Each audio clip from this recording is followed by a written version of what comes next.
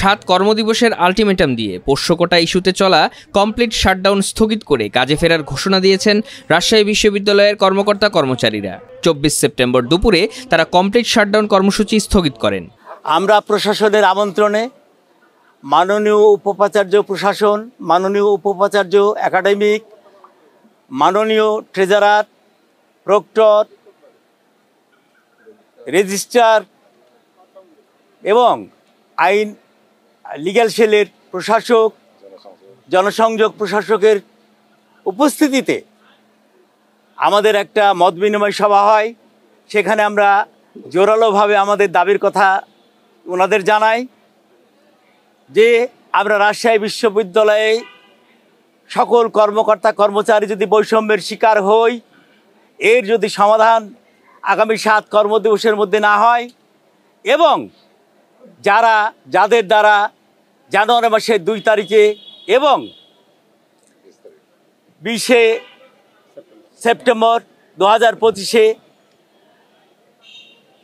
যে mob violence সৃষ্টি হয়েছিল, যার দ্বারা আমাদের সম্মানিত প্রশাসনের সর্বোচ্চ দ্বিতীয় কর্তা ব্যক্তি মাননীয় উপাচার্য এবং 3 জন শিক্ষক, আমাদের 3 জন কর্মকর্তা আহত হন, সেই সব সন্ত্রাসী ছাত্রনামধারী সন্ত্রাসীদের 7 কর্মদিবসের মধ্যে বিশ্ববিদ্যালয় থেকে বহিষ্কার আমরা দেখতে চাই।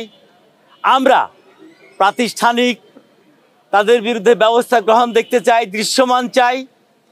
ওনারা আমাদের আশ্বস্ত করেছিলেন এবং আমাদের কাছে আহ্বান করেছিলেন যে প্রশাসনিক এবং একাডেমিক কাজ করার স্বার্থে আমাদের জন্য ওনাদের কয়েকটা দিন সময় দেওয়া হয়।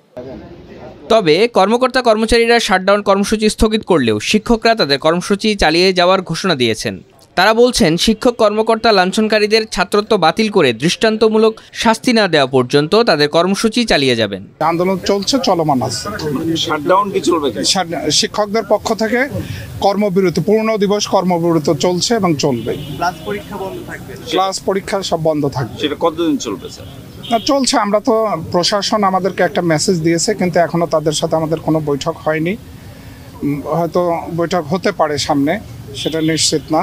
কিন্তু আমরা এখন পর্যন্ত এই কর্মসূচি আমাদের যেটা চলমান আছে, একটা বিষয় আমরা কিন্তু দাবি করেছি, আমাদের সম্মানিত শিক্ষক কর্মকর্তা কর্মচারীর উপর যে হামলা হয়েছে, তাদেরকে যে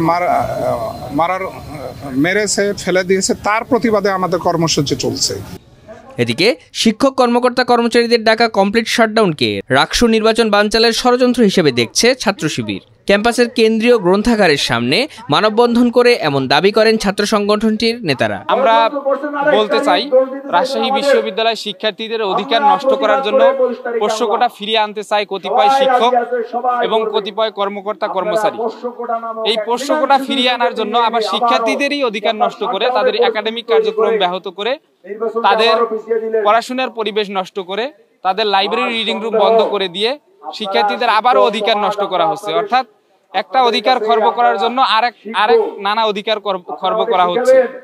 আপনারা জানেন যে বিশ্ববিদ্যালয়ের শিক্ষার্থীদের একাডেমিক কার্যক্রম বিলম্বিত হচ্ছে, সামনে বিসিএস পরীক্ষা সহ নানা পরীক্ষা চলমান রয়েছে, এই পরীক্ষাগুলো দীর্ঘায়িত হচ্ছে।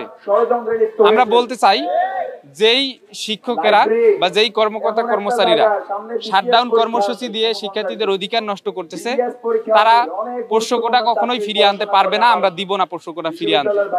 মূলত মোটা দাগে তারা 3টা ইস্যু নিয়ে কাজে নেমেছে বলে আমরা ষড়যন্ত্র করতেছে বলে মনে করি। একটা হচ্ছে তারা পোষ্য কোটা ফিরিয়ে আনতে চায়, এই সিন্ডিকেট অর্থাৎ কিছু সিন্ডিকেট আছে যারা পোষ্য কোটা ফিরিয়ে আনতে চায়।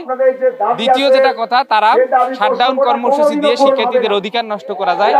এবং তৃতীয় এবং মূল দাবি তাদের, যেটা তারা মুখে বলতেছে না, তারা আসলে তাদের ছাত্র সংগঠন বা তাদের পৃষ্ঠপোষকতায় যেসব ছাত্র সংগঠন চলে, তাদের হেরে যাওয়ার ভয়ে রাকসু নির্বাচন বানচাল করতে চায়।